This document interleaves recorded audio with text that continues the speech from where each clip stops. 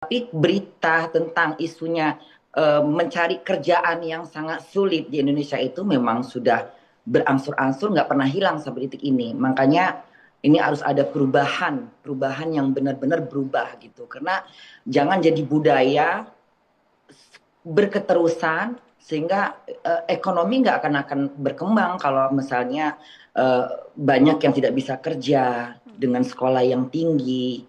Mereka seperti kayak kayak kata dalam tempurung gitu, jadi nggak bisa bergerak.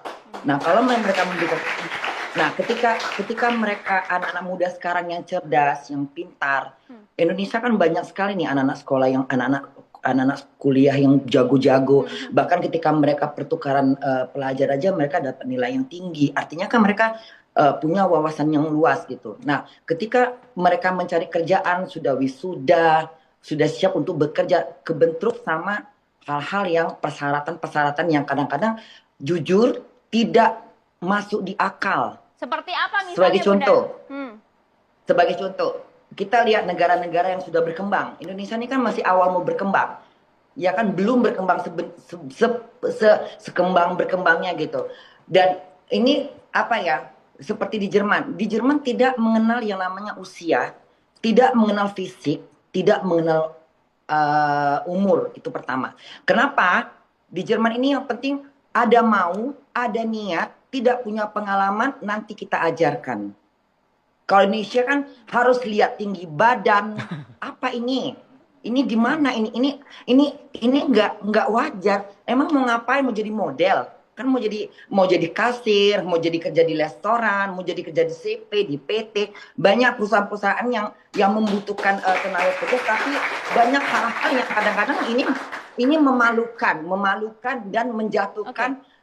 harga harga seorang anak pemuda-pemuda yang punya kemampuan, punya kepintaran, punya keberanian, sudah bertekad mau cari makan, mungkin mereka tulang punggung keluarga, menghidupin anaknya mungkin di rumah atau yang baru menikah gitu. Tapi karena hal-hal yang itu yang membuat mereka jadi kayak ini jadi stres, jadi panik dan sedikit saya singgung masalah banyaknya hal-hal yang begal atau misalnya menggunakan barang-barang yang terlarang itu juga bisa penyebabnya karena mereka terlalu lama di rumah, mereka stres, nggak tahu berbuat apa, lalu ada penggoda, pengajak, akhirnya rusaklah generasi tadi.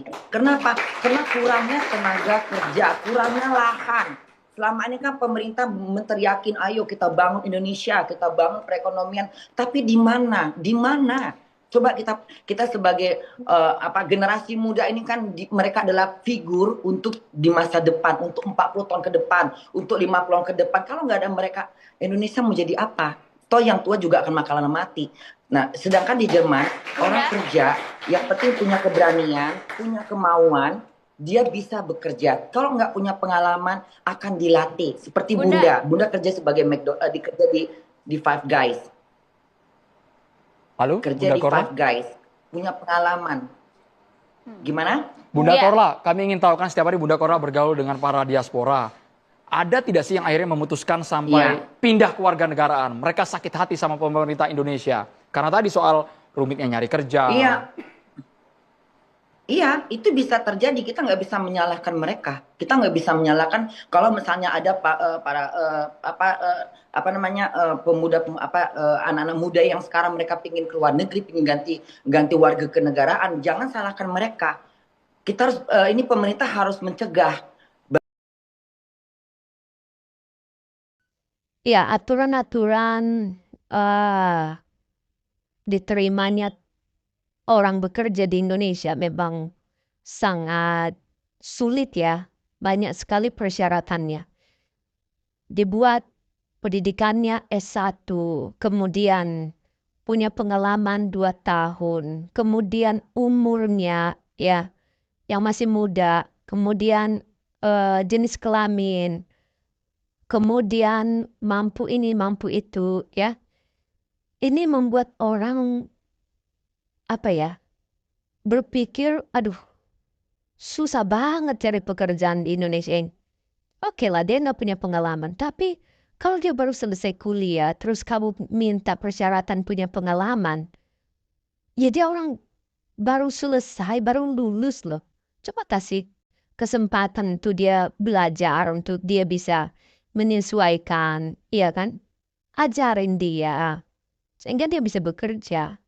Jadi soal kabur aja dulu itu, saya pikir itu bagian dari respon sih sebenarnya. Respon dari apa yang terjadi di bangsa ini soal susahnya mencari lowongan pekerjaan.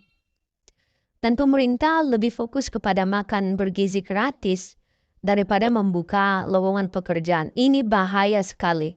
Anggaran dipotong di mana-mana. Membuat masyarakat itu di PHK. Ya, kenapa di PHK? Karena nggak ada anggaran. Perputaran ekonomi berhenti. Kalau orang hanya dikasih makan bergizi gratis di pagi hari, anaknya makan yang bergizi, tapi siang dia harus menahan perutnya.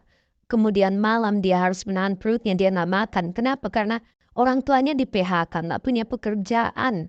Jadi pemerintah semestinya memikirkan tentang hal ini. Jangan hanya sekedar mencari dukungan dan karena ini adalah program populis yang membuat dia menang ya. Oke gas, oke gas.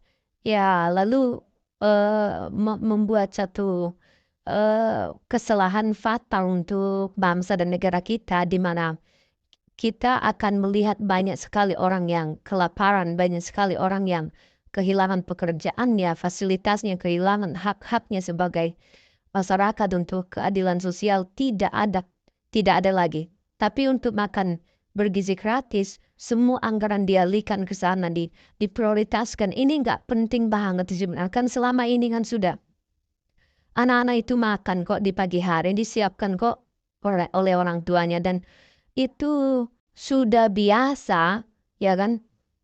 Dan yang dibutuhkan itu kan orang tuanya jangan sampai berhenti bekerja. Perputaran ekonomi itu berjalan. Jangan sampai di PHK.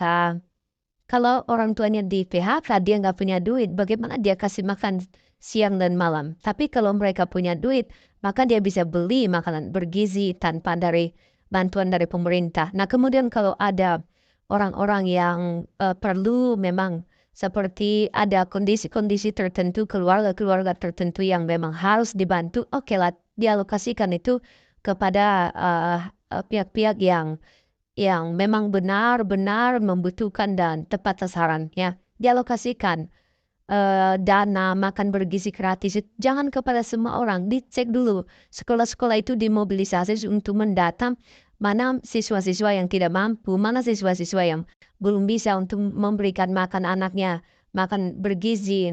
Ya, dicatat, dibuatlah survei, ya, sekolah melakukan itu supaya anak-anak itu bisa terperhatikan semuanya begitu. Kemudian uangnya itu langsung ke orang tuanya supaya orang tuanya bisa memasak makanan yang bergizi itu. Jangan melalui pihak lain, lalu dibuatlah ada kementerian untuk mengatur itu ya.